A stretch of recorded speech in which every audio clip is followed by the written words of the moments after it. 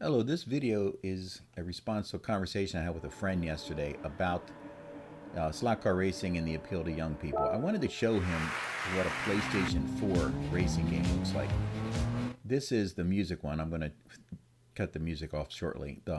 When my son gets a new system, I get his old system. This is a PlayStation 4 playing Gran Turismo 7. I am in some sort of old Maserati. The cars are detailed inside and out. The driver's compartment is detailed. I'm racing at Watkins Glen.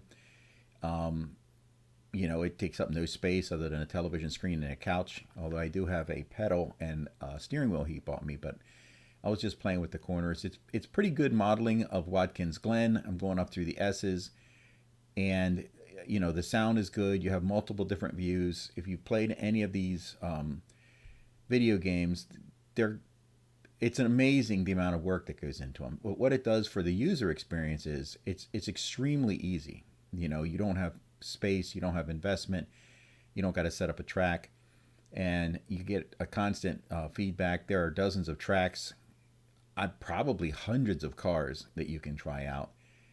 The cars are all fully customizable and quote tunable, which basically you just change some parts, which changes the settings. You realize it's all just numbers when you play the game.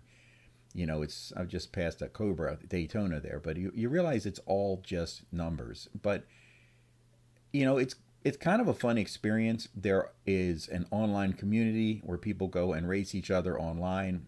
A lot of these games are online now, and this is what the younger generation has to offer them, as opposed to a little Tyco set you got at Christmas with a couple HO cars in it that you played with. Um, and it's interesting, I have this, and you're probably thinking, well, why do you mess around with slot cars? It lacks kind of the charm of slot cars, but I don't know why. It's hard to explain that because maybe it's a nostalgia thing. But if young people are going to try to get and experience the hobby here, I mean, I don't know how you can beat this. My son plays this, and a lot of the younger generation play these type of games. And one of the neat things about it is I can click a button and save a clip of, this is a clip from the inside of the driver thing, and this is the music rally where those pink banners are when the music starts to fade out, and you got to make it to the next one before you run out of time. And the objective is to see how far you can make it before you run out of time. You have to get a certain amount to pass this quote test that you're doing. A lot of activities.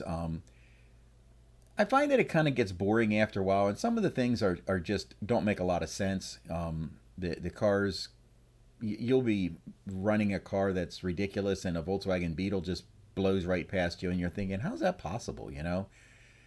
I have a '78 Trans Am with a supercharged 400 in it, and the race starts, it's a whole shot, and everybody leaves me in the dust. And I'm thinking, I know these guys can't do it, but it is, there's some things that are about it that are kind of weird. But, you know, from a fun perspective, the kids can just sit down and play this. They can play with their friends, and you can play this alone. There's no scheduling. You don't have to get together with people. So I can understand the appeal to this, and I don't really know if slot cars can replace this, but maybe they can work together and be an alternative. So one of the neat things is every time you do a race, the PlayStation will record and replay your race from a variety of camera angles. And this is one of the things that I tried to replicate with my slot car racing videos. I set up a bunch of phones, tablets, and cameras around the track, and then I try to cut them and splice them together. That takes it a lot of time and a lot of effort. This does it automatically. So this is me, playing the game, and it does a great job of making a clip of you racing. Um, it When you think about how much is already done for you, it's kind of amazing. But I don't. There's really not a crafting hobby part of it. So there's no building like with model kits or anything like that. And there's not really much of a collecting aspect other than you're collecting digital assets within the game. You basically collect cars with your winnings from your races. It constantly feeds you little rewards for running laps, and then you can use that to buy different cars, but they're all kind of the same in a way. It's just a different it's just a different 3D model placed onto it, and then you tweak them with different settings, and it does get kind of frustrating if you don't have your settings right. I mean, your car just careens straight forward in every corner and plows right into the fence. And then if you do get your settings right, which the computer does really well, they go around like they're on rails.